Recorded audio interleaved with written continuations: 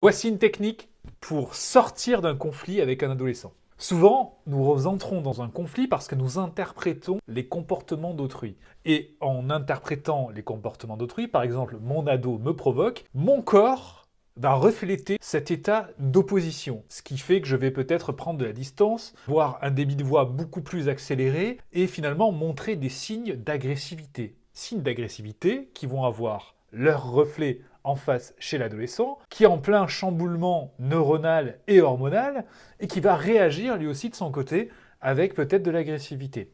En gros, c'est comme une danse. Si nous refusons de rentrer dans le conflit et dans de l'agressivité, elle va s'éteindre. Mieux que ça, nous pouvons reconnaître ce que l'autre ressent. En tant que parent, nous allons regarder notre adolescent et lui dire « Je vois que tu ressens de la colère ». Il peut acquiescer ou pas. En tout cas, on peut enchaîner en disant « Tant que tu es dans cet état, je vois qu'on ne peut pas communiquer, je préfère prendre une pause ». Remarquez, nous pouvons aussi le faire pour nous en disant « Là, je suis beaucoup trop énervé pour pouvoir continuer à parler, je préfère m'isoler un instant et nous reprendrons cette conversation plus tard. Merci ».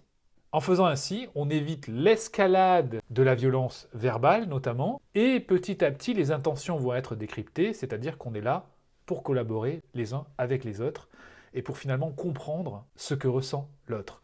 C'est une véritable habitude à prendre, parce que si on est nous-mêmes dans une habitude de conflit, on va même craindre à chaque fois qu'on croise notre adolescent que ça se dégénère, donc ça nécessite de réinitialiser nos rapports avec les adolescents. Je rappelle cette astuce, reconnaissez, verbalisez les émotions de votre adolescent, je vois que tu ressens peut-être ceci, et faites de même vous-même, dites ce que vous ressentez.